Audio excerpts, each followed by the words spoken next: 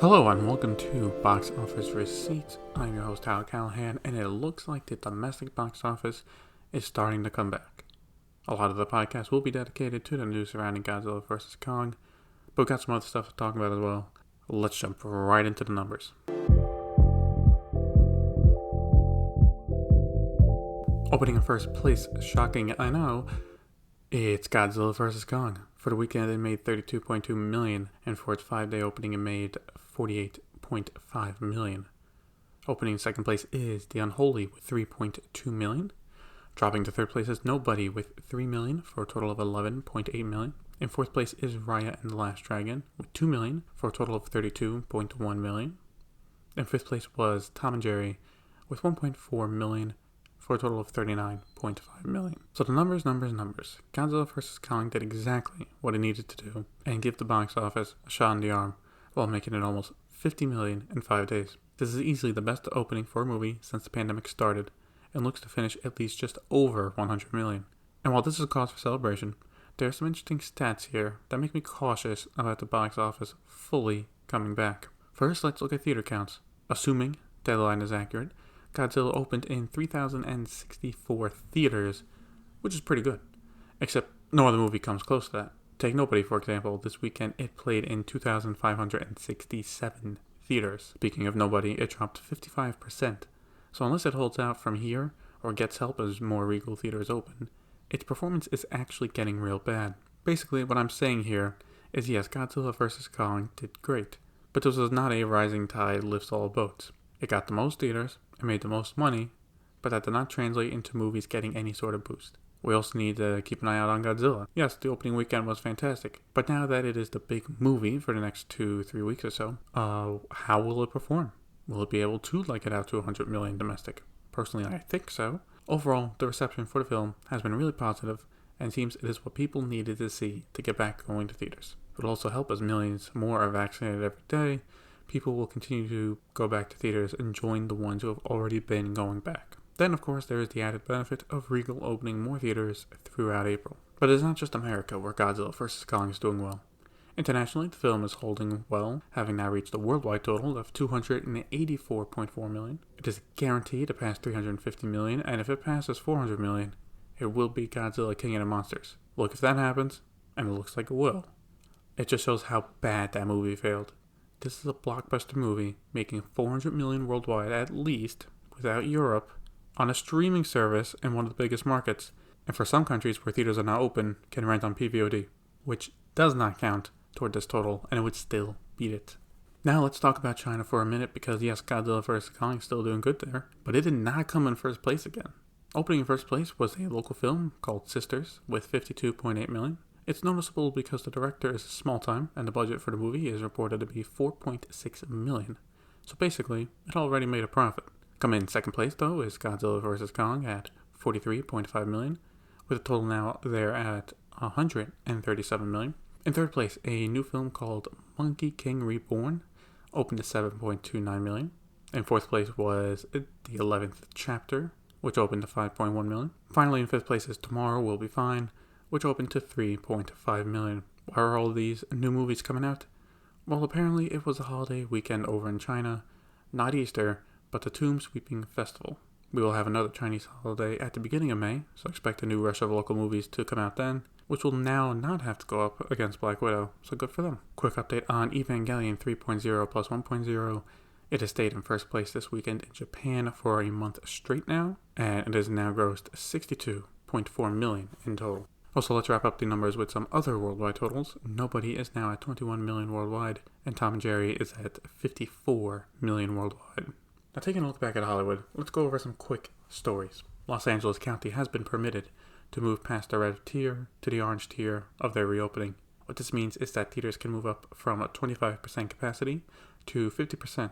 Right now, the county will wait a few days before making the change official, but this will clearly help the Los Angeles market grow.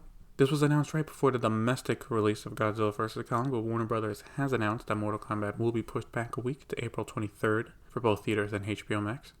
This is a smart move for the studio, with Godzilla vs. Kong doing as well as it is. You need to ride that out and not cut its legs short.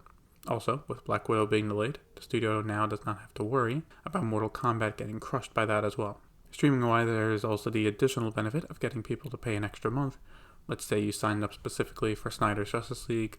Well, if you want to watch Mortal Kombat, you gotta pay another month. So, smart move all around. Keeping it on Warner Brothers, I found this from Box Office subreddit, and credit to Chanma50 for pointing this out. They saw in the Deadline article that Legendary has still not reached an agreement with Warner Media over releasing Dune on HBO Max, which is getting more awkward now because HBO Max keeps advertising that it's coming, and we are now 7 months away from its release. I assume they might have been waiting to see how Godzilla vs. Kong did before finalizing negotiations, but it is something to keep an eye on. Now let's talk about Disney, because guess what? Turns out theater owners are upset by their recent moves. Wall Street Journal has an article going over this. While not giving specifics, they did get a quote from one of the smaller theater companies who mentioned that depending on the movies coming out in July, that will determine if they push back on Black Widow or not. Basically, if nothing else is delayed, they might actually push back because within a 2-week period, I believe, it's F9, Top Gun Maverick, and then Black Widow. So for them, it's like, alright, well, if we push back on Black Widow and not show it, it's not like we have nothing to show. It's also important to note, as Regal starts to reopen, they are not offering Raya and the Last Dragon. So for the big 3 chains, the only one you can see that is AMC right now. And while the focus is all in on Black Widow, we will have our next test with Cruella next month, and I can see Disney coming to maybe some fair terms with theaters if they group together. But we'll have to wait and see. Even AMC is smart, and they have said that they have not made any threats. Maybe they learned after Universal last year.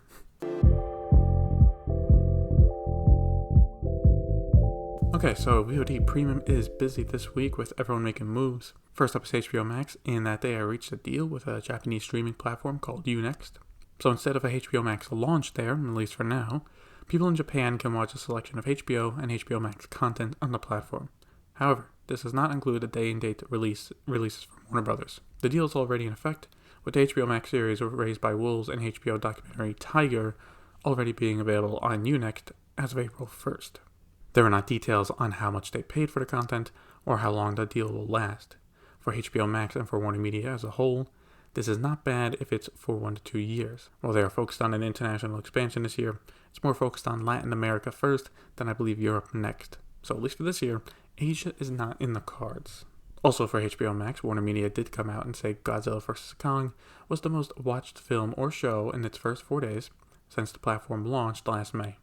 Okay, first, not shocking at all. And second, that's great, but again, it's not real numbers. Is that 5 million viewers, 10 million? Don't know, it's just as number 1.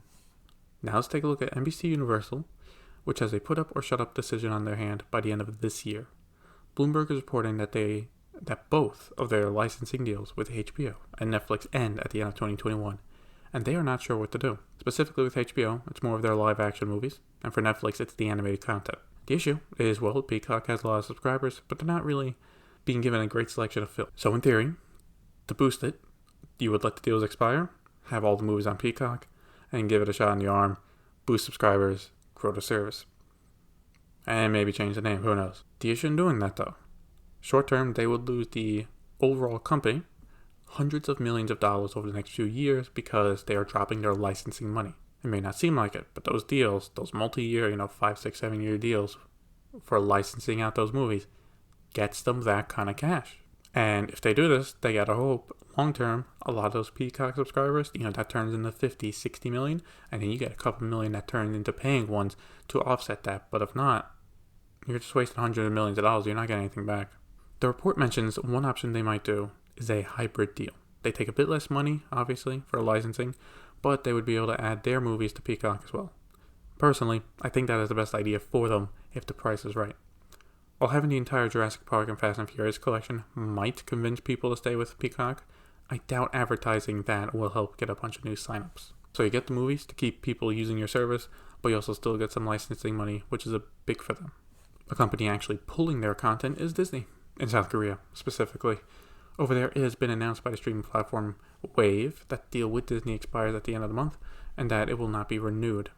As to why this is happening? Simple. South Korea is one of those places where Disney will be launching Disney Plus later this year, so it's getting that set up. Still no set date for a launch on it yet, but I will keep you updated on it. Finally, Netflix has bought another Chinese movie. This one is called Super Me, and from director Zhang Kong, whose last movie was back in 2019 with The Fourth Wall.